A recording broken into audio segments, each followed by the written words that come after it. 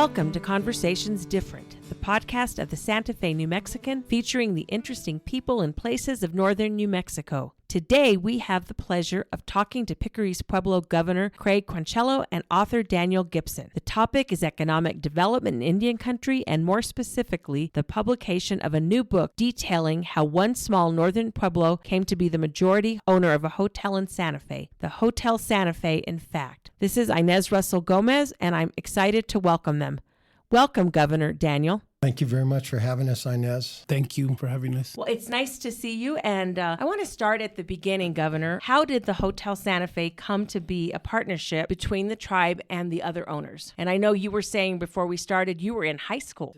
I was in high school. My father was part of the council. And just like everything else, it was a long shot. It was an opportunity to make change for the community, to get to that point where we all try to achieve is sovereignty. And I think at the time, it came to them. Let's make it happen. They talked about it. They were very blessed to have all the people come together and pitch this idea and turn it into reality. And one of the things for people listening who might not know, tell everyone where Picuris is, because it's not like this was Tesuque Pueblo, which is outside Santa Fe, 5 minutes away. You guys are way up in the mountains. Right. We're the smallest pueblo in New Mexico. We're about 27 miles south of Taos and roughly maybe 30, 35 miles to Española. Right in between in the mountain set, about close to 7,800, 900 elevation. And it's one of the most beautiful areas. If anyone has never been up there,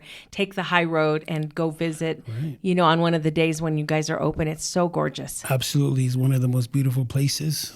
All the seasons, a lot of snow, isolated, perfect setting. Yeah. And one of the things that's interesting is that because you're so small and so isolated, it's not like people at the Pueblo can, have like a million jobs in Peñasco or even in Taos. Right. So this partnership gave an opportunity for the tribe to make a profit, but also don't a lot of your young people go work in the hotel? Correct.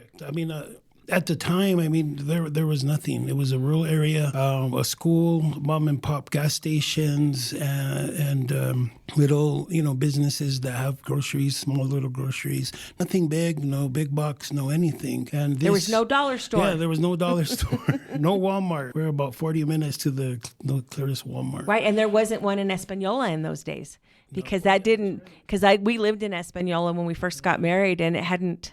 True. I believe it was Yellowfront and TGNY. Yeah, that's right. And Richard Cook's big hardware store. Yeah, there you go. That was it. That was it. That was to me when I was little. That was big. Going to Española, it's big. And then when I finally made it to Albuquerque, I couldn't believe it. I'm with you.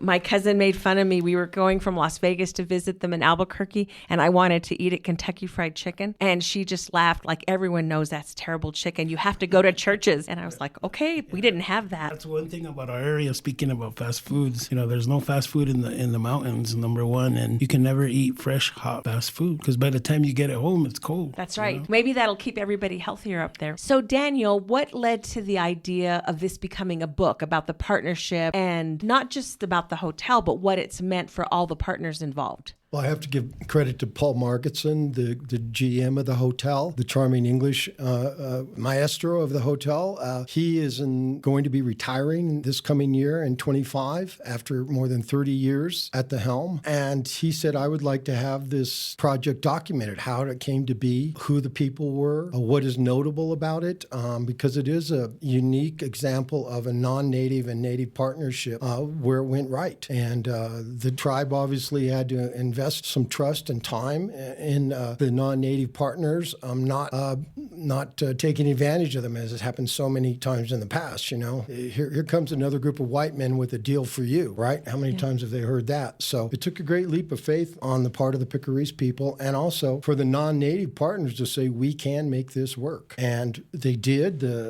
The tribe bought out all the non-native investors last January of 23. So it's been over a year now that it's been under total tribal management. Wow, that's a big step. So that's how the book came to be, is that it was Paul's inspiration.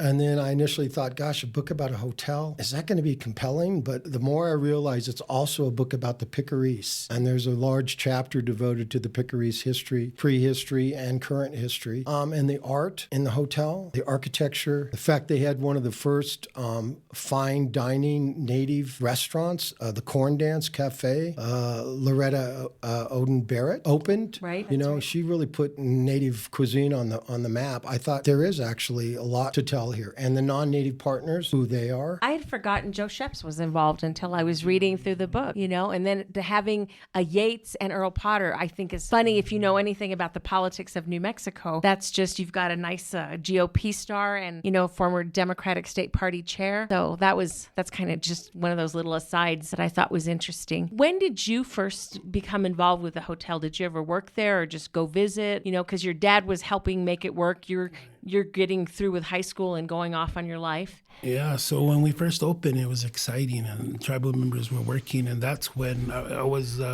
either a junior or senior in high school. And they're looking for a job, and my dad said, well, we're building this, and soon you can, apply here. And I got excited. It was up, and I applied, and my first job was a dishwasher. It was a dishwasher in the kitchen for the restaurant, the Corn Dance. And then went to a houseman, and then gradually went back to, or went to security, and came home. You know, that was how I spent my summers, and you know, it was an experience. And what made it more unique was, you know, that it was ours, right? It was. You had pride of Picuris, ownership in a way, yeah. Right? And speaking to what he said earlier about, we get a lot of opportunity and that come around, and so we don't know who to trust. You know, a lot of the times, you know, we have these opportunities and we take a leap of faith, but we probably fail more than we succeed. And having learned that from the elders and doing it now, we were very cautious. But tying all that hindsight now and back then, it was just exciting. You didn't realize the work that it took, the dedication that Paul had, Yates, and all these engaging people that made this come to light. Right. You know, I was just happy I was a kid. I was happy to work at a hotel, and guess what? It's owned by Picuris. Yeah. You know? So On that, cool. We'll take a quick break and be back in a moment with Conversations Different.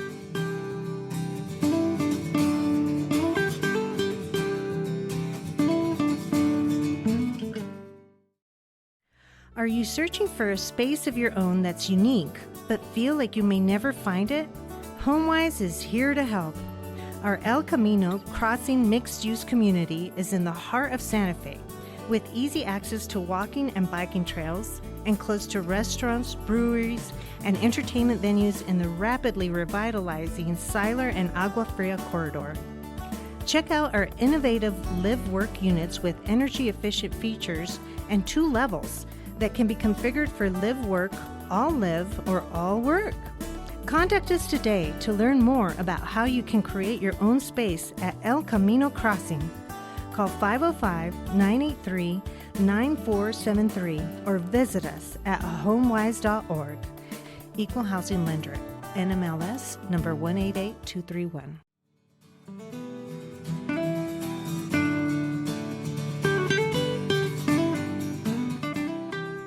We are back with Conversations Different, discussing the partnership between non-natives and Picuris Pueblo to lead to a 30-year run for this really lovely downtown hotel. Governor, that's one of the things about Hotel Santa Fe is it's kind of a fancy place. You know, this isn't like the Best Western down the street. Right. Yeah. And to Paul, who's an amazing guy, and it wasn't always the case. Mm-hmm. We did a little flagship route, and it was just a hotel. It was, you walk in, you stay, cold and everything. And then Paul finally decided to, or whatever happened when he was at the El Dorado and jumped ship and came to the hotel. And that's at that point where life, luxury, all what it is now was created. And again, we didn't. So it started out as a comfortable, nice hotel, but then he upped the game. To another level. Yeah. to another level. And to this day, I hope going forward that he's retiring, that's the one quality that we can find in an individual, his heart. Yeah. Right? Yeah, because not everybody knows how to offer luxury service. It's a different... And you can make it as luxurious with all the finest things that you can, but it still doesn't make it comfortable. No, that's right? true. So, and that's what we wanted to achieve without knowing it. Like, Right. we didn't know. We didn't have no plans. We weren't in the hotel business. We had to imagine somebody that you don't know telling you you're going to do this and we're going to do that. And then you're sitting there like, okay. And then it actually happens. And then you have responsibilities. And then, like I said, we were very blessed to have a group of individuals that did the right things. It all aligned. And now we're number one in Santa Fe. Yeah. Oh, that's nice to hear. Now, Daniel, one of the things about the book that I think people will enjoy is looking at different people who stayed there. I mean, you had a prince who's now a king. There's been some really famous guests at the Hotel Santa Fe. Absolutely. It particularly when they built the second wing of the hotel, the kind of the add-on, the hacienda, Okay. which has butler service in it. That was a harken back to Paul's roots in England and his working for the largest hospitality corporation in England, all over the world, and the kind of level of service they provided. Well, the Hollywood elite really take to that. And the list of, the guests that have stayed there over the years it's in the book. It's really quite astounding. Almost every major movie that comes and shoots here, they have their guests are there, their producers are there, their directors are there. The Longmire staff hung out there all the time. Lou Diamond Phillips was a regular in the bar, and now Zane McLaren, he wrote part of the foreword for the book. I saw that, and Robert Redford. And Robert Redford, you know, it definitely attracts a very artistic, cultured class of people. As Governor Quanchello said, it's really due to Paul's civilizing influence. Having come from England and having been raised in the hospitality industry, he really did take it to a new level, and it doesn't feel like your corporate cookie cutter hotel. Well, it's distinct and individualistic, and Paul's character is all over it. I was going to say, this book with all those stories and everybody from the housekeepers all the way up to the partners tell their little stories. They have insight in the book. So this wasn't just from the top. This was all levels. You know, celebrities have praised the hotel, not only praised it, but documented it, you know, and another one was Robert Downey Jr. I always remember he came a few times, but it sticks in my head. But it's impressive. It's impressive that a small little pueblo and a group of people can do. It's we're very lucky. Yeah, and I know just having eaten there and had coffee and gone to conferences, they're nice to just normal people too, because I always get lost and someone has to direct me, and they've been very pleasant. And it's always some hotels you go and they seem musty or they're not as sharp, and this one is always just shining. Right. And that's a nice thing. How did you go about doing your research? Oh, well,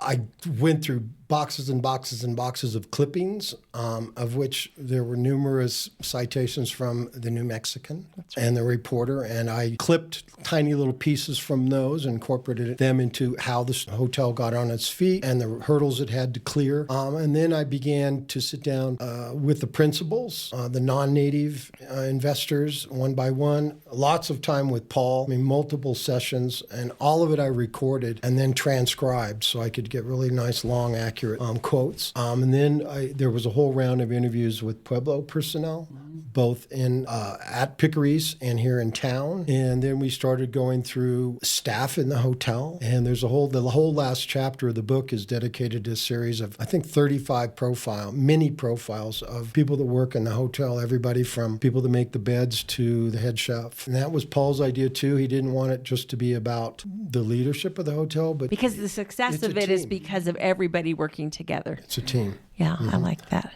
And in the book, there's also history and prehistory of Picuris. So what does that bring to the story of the hotel? Like I said, this is something that we're proud of. And at the same time, coming now, we always talk about Indians are unique, Pueblos are unique. And coming two and two together, hey, let's use the hotel as an opportunity to showcase why we're unique, tell our story in a positive light. And what better to have coming from the airport straight to the hotel, and it gives a good impression of, or we try to, we try. And the reality is, is, it's not a perfect world. We get that. But let us share our stories from something that we're proud of, that we own, so that we can educate you a little better than you did when before you got here. Right. You know? And you guys were groundbreakers when you think about it, because now you've got Tamaya, you've got the Sandia Hotel, so you've got other tribes running hotels in New Mexico, but you were the first ones. Yeah, we were one of the first ones. Again, I mean, everything aligned. We're very lucky. And now we can showcase who we are the way we want to. Right. Not the way people perceive us, but this is the way we want to. Right. And that's been the message, is let's just human nature. Yeah, one of the things they tell you if you ever learn to do PR is you always answer a question. Even if you don't answer the question, you tell what you want to be told, because if you don't tell your story, someone else will tell it for you. Exactly. And we want to tell them from our point of view and our perspective. And that's what we do. And we tell it in the story from how we started to a little bit of our history. And you just have to read it to find out. I'm going to have to. And on that note, we'll be back in a moment with more Conversations Different.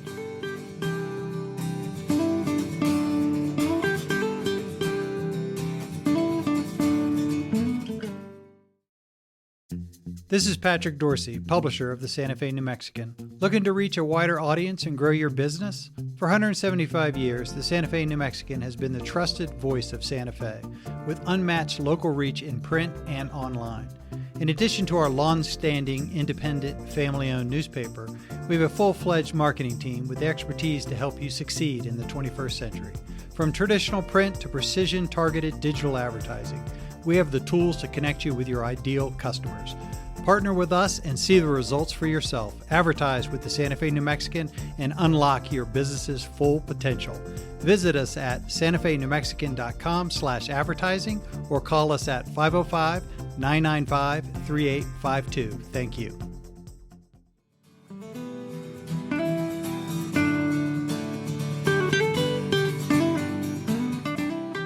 We are back with Conversations Different, discussing the partnership between Picuris Pueblo and Hotel Santa Fe investors. And now the ownership is only Picuris Pueblo. Is that right, Governor? Correct, 100%. Wow. So that was a change. And the people who have been through it through the years kind of get to rest and not worry about running a hotel anymore, especially like Paul, who had worked there so long. Yeah, I mean, we're excited. That was our goal, to be 100%. And we finally achieved it, going on 2 years now. Again, there too, it was just a shot in the dark. You know, how can we own it and how can we make it happen? And the stars are lined up. I'm very lucky that happened, and we're proud of it. And I asked the people because of the pandemic, everything that happened, business was hard. And Picuris being one of the smallest pueblos and not into gaming, it was very hard for us that if we had to close and sustain, the 100 employees' salary and plus run a hotel and everything that comes with it, we don't have the cash flow to do that. So I went to the community. I asked them, look, this is what it is. And, it was that point in COVID when businesses were shutting down and it was a reality set in, and took it to the community and said, look, these are our options. We sell or we stay in it, and let me know what you guys want. And the community said, well, keep it. Do everything you can to keep it. Wow. So that was a huge turning point. It was. And then from that point on, we never looked back. And we were very lucky to get BIA, get the Pueblo support, get Paul's support and the partner support, because it wouldn't have happened if everybody didn't agree. And we sat at the table and said, these are our intentions, Paul and the 49ers in the book, it came down, they said yes. And we were very blessed. Now we're 100%, but you have to read the book to find the details. That's right. And the 49... Because here's the thing, too. It wasn't always perfect. Right. No, I bet not. Just like it was a true family. That's what made it successful, right? We fought, we hated each other, and then we loved each other, we made up, but at the end of the day, it was about the hotel. Right, you had a common goal. Right, yeah. You had a common goal. It was a common goal. We all wanted to succeed. And the 49ers stands for the fact that Picuris had 51% and everybody else had 49%. In the book, too, how it's structured, and remember I said we don't have cash flow. We don't have that. But the government allows for something very special, and it's a long shot, and we got that. And that's why it was structured 49-51, 49%. The partners, plus the 49ers, and us 51%. So, and that was for a specific reason. But that's in the book. You have to ask this guy. And tell us, to qualify for that BIA guaranteed backed loan. And it was the first time outside of Alaska that had ever been used to create a hotel. Okay. And it was way beyond the normal giving range or guarantee range of the program. In fact, I think the Potters had a role in getting the Interior Department, which Manuel Lujan was the director of at the time. So all these pieces fell into place that they increased the fund significantly enough to carry a project like this. And they guaranteed back the loan so that a bank would take a chance on basically this unheard of endeavor, a non-native and native partnership, building a hotel. What? That gave them the confidence to provide the loan, which started the process. Tell us the name of the book and when exactly it will be published. So it's the first word is a traditional word of the Tewa, ma-wan, which means welcome. Ma-wan, okay. So it's ma-wan, and then inside parentheses it says welcome. Welcome. And then the subtitle is The Story of Hotel Santa Fe in Picuris Pueblo. And it will be released at an event at the hotel on Saturday, December 7th from 4 to 6 p.m. And the Pueblo is going to bring some dancers down, and Paul's going to provide some food, and the governor will speak, Paul will speak, and we'll show images from the book and talk briefly about the book, and then sign copies for whoever wants to come. Well, that sounds like a nice way to start December and to get ready in the holiday spirit. Just like anything else at home, we did it the same way: prayer, food, culture, and then start. So come get a taste of it, and we're happy to share our story and just be there to answer any questions, and we're excited. So Well, I can imagine. And I think one thing that I hope is in the book, and probably is going back. It wasn't just the fact that you got to own a hotel and that people got to work there, and probably you have children who are now adults that grew up hospitality, but it also gave you a stream of income to diversify your economic base. Right. Picuris has a lot of things going on right now, doesn't it? We do. Maybe talk about a little of the economic projects that you guys are doing. And I'm glad you brought that up, because that's a key point, and that people need to understand is that this money that's generated from this goes back to help programs at home. And that's what I can guarantee you. At the time, back in the 90s, 89, when they started this, the one thing on their mind was, how do we help our programs? How do we get mental health? The stuff that people take for granted in the city or may take for granted is the stuff that we don't have. Right, because you guys are in the middle of nowhere. And at the time, during the 80s, 89, we were only around 220 people in the 80s. Oh, wow. That's so small. And we had to wait over 2-3 hours for an ambulance. We didn't have any. We didn't have police there at the time. So going forward, my key point is that by helping us, supporting us, reading this book, staying at the hotel, or just come saying hello, it goes back to the community. Right. Going forward, now, one of our big things, we own the first 100% owned cannabis business downtown, which is called the Santa Fe Dispensary. It's right next to the Hilton. That's owned by I didn't know that was yours. Okay. Yeah, so we have that. We have another dispensary at home, and we have a consumption lounge at home, which right now there's not, I think, only a few in New Mexico, but at home we open that. We have a tribal slice for pizza. We have a travel center. We have an amazing rec park. So if you ever in the area, you like to ride mountain bikes, you like to skate, we have a Red Bull certified pump track. And what is a track to where people can compete for time, skill, and come check it out. And we also have a paintball course, for those that like to get paintball. Can people, non-natives? So it's a whole park. So it's open to the community.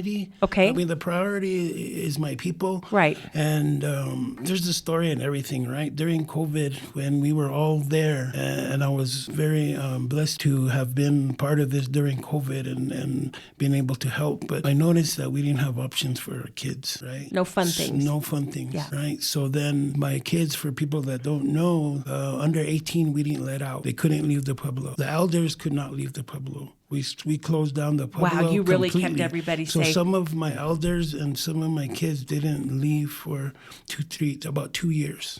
Wow. Right? But we provided everything for them, because you got to remember that if I lose any little kids, there's a gap in our language. If I lose any elders, there's a gap in the people teaching the language. Right. So we are very lucky we didn't lose anybody for the first 2 years of COVID. And that's where we said we need to have something for our kids. So we built this rec park. And here, our kids, they just don't play with themselves. Right. They have friends, and they all go to the school at the district and Picuris High School. Why do what we don't want to do in that segregate? But we don't like being done to us. So that's one of the reasons we opened it up to the community. I mean, of course, we have, we can't be there. We don't have camping yet, that kind of activities, but everybody's welcome, right? We don't charge. We want to do something because it's not free. We're realizing you got to sustain the park. You got to keep it clean. We don't have that capacity. So now we're, anybody out there that's willing to help us, give me a call, how we can make this thing sustainable.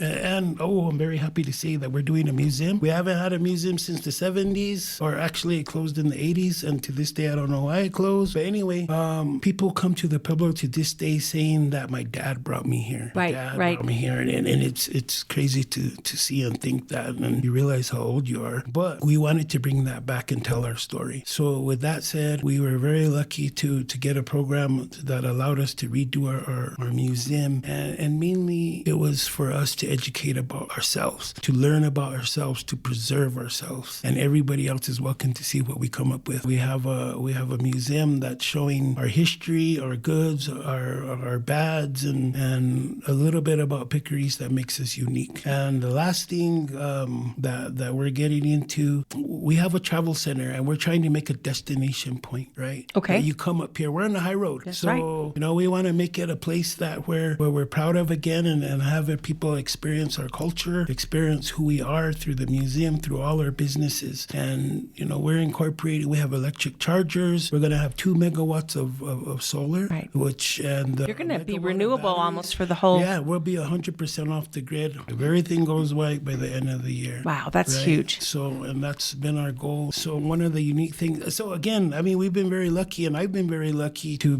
be able to do this and talk to you guys today, but all these opportunities come up. And one of the things for the museum that we said was we did a photography shoot, and we said, how can we best showcase ourselves? So what we did was, we have a lot of things. Our water has been stolen for over 200 years. Oh, that's right. You guys are in a fight with the downriver people. Right, yeah. I remember. Upstream. Upstream. So it's been, yeah. But it's the Morris side. I think of it down because if you drive on the road. True. Yeah. So it's been so how can we tell our story? The cannabis. Right. We had a prohibition at the Pueblo about cannabis because it's legally in New Mexico, but not feds. It's illegal in the feds side. Yeah. And we're what they refer to as a direct service tribe, so we're under the jurisdiction of BIA law enforcement, and they're federal. So there's no black and white. So if the state issued you a medical card and you were there and had cannabis in your possession, you'd be arrested. Right. So we want to tell all these stories for everyone to learn. Right. And you brought buffalo back too. We have buffalo. I'm happy to say we have just under 50 now. We used to be over 101, but like I said, we didn't have the cash flow during COVID. Everything was shut down, and our water's being stolen. We didn't have enough resources to do everything we want. Grow our traditional foods, grow cannabis. So it came to a point to where it was very hard for us to sustain our bison herd. So we had to shrink down. You shrunk down, but it's still there, and you've got the groundwork for another. Correct. For growth. Yeah, we don't just have them to have them. That's part of our traditional use, our culture, and who we are. Although my son told me wearing the buffalo head for a long time is a very difficult task. It is, and it is. And back then, one of the things we used to wear the whole hide and the whole face. Yes. So and now we don't, but. You couldn't see it was. He's claustrophobic. It was a very interesting experience. Real quickly, Dan, what was this book like for you, and what did you learn that you did? You probably learned a ton of stuff, but what stuck out to you? Well, learning about the Picuris' role in prehistory, I think, was maybe one of the most interesting things to me. I love art. New Mexico's incredibly rich, long history, and discovered that Picuris was probably the most important pueblo in the northern Rio Grande drainage.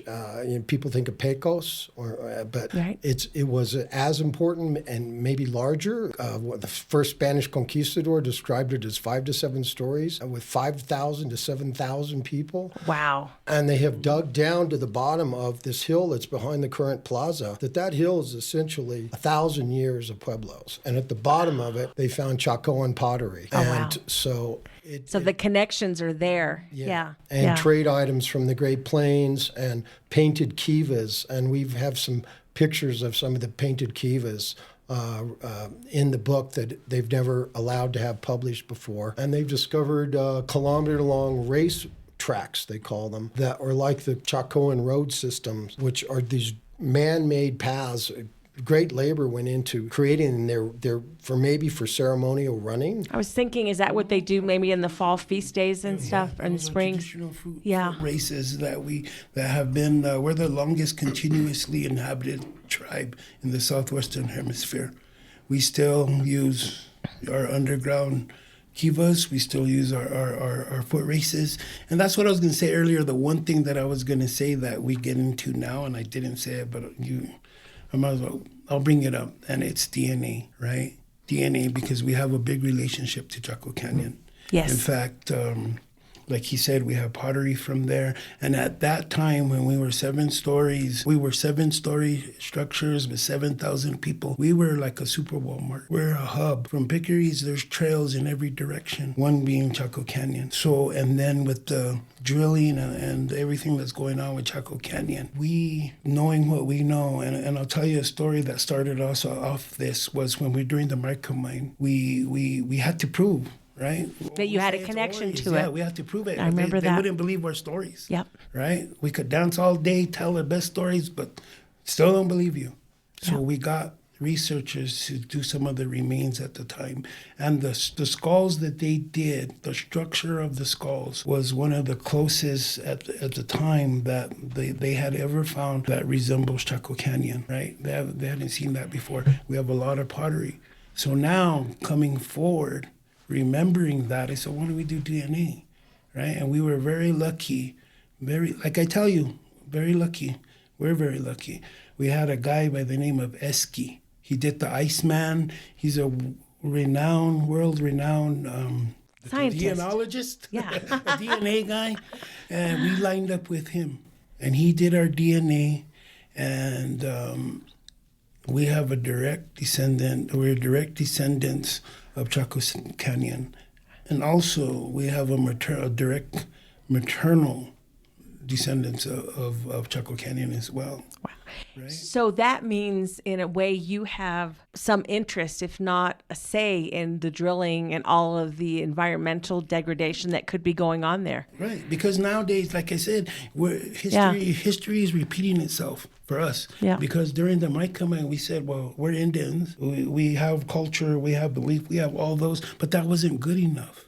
Yeah. And now we're doing that with Chaco Canyon. Well, we belong there, we have history, we have this, but in the Western society, it takes facts. Yeah, and you have the science And now we have DNA, we have the science. And I'm not saying we're the only ones. I'm sure a lot of the Pueblos are. And Oh, it's all like that. Bear's Ears. Yeah. There's a lot of connection. I can speak for Picuris, and I can honestly say that we are direct descendants. In your world, your terms, we're direct descendants. And here's my paper to you.